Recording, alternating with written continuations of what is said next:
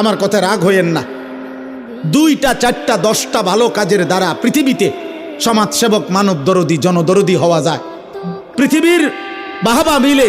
কিন্তু আল্লাহর কসম, জাহান্নাম থেকে মুক্তির জন্য, আখিরাতের সফলতার জন্য 4টা ভালো কাজ যথেষ্ট না, 6টা ভালো কাজ যথেষ্ট না।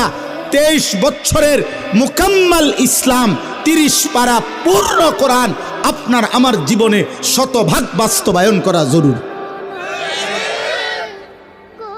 খামখেয়ালি করবেন না। আখিরাত 30,000 টাকা না, হাসরের মাঠ, জান্নাত টাকা 30,000 না।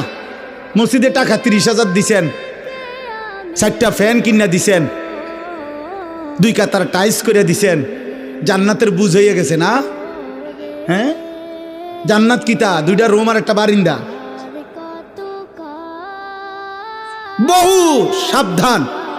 আমি বললাম, বহু ধনাঢ্য ব্যক্তি, বহু সম্পদশালী ব্যক্তি শুধু সাদাকা, মানে শুধু দান সদকাকেই মনে করে আখিরাত,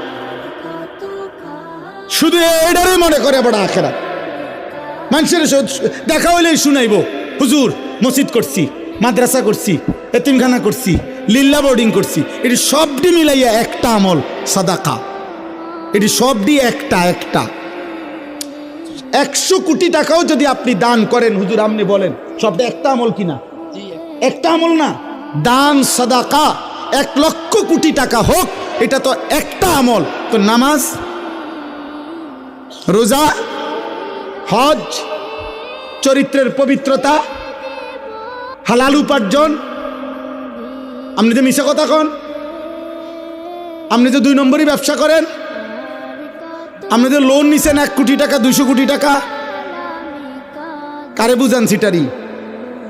হ্যাঁ, আখিরাত আমার আপনি বুঝ দিলেন, আমি না বললাম মার হাবা জনাব উমক 20,000 মার হাবা, হাবারে মার।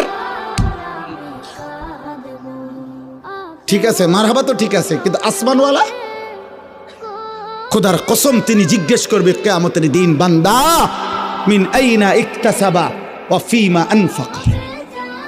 আল্লাহ তাআলা বলবেন, আমার বান্দা হিসেব দাও, একটা টাকা কোত্থেকে উপার্জন করেছো, একটা টাকা কোথায় ব্যয় করেছো। আমি আপনাদেরকে দানের নিরুৎসাহিত করছি না, সতর্ক করছি। আমার এটা একটা ভয়, অসংখ্য আল্লাহর বান্দা এমনও হইতে পারে দান সৎকা করে গেছে, আমি তারে কেবল বাহবাই দিয়ে গেছি, কিন্তু হারাম থেকে যে বাঁচা দরকার, সুদের টাকা দান করলে যে কবুল হবে না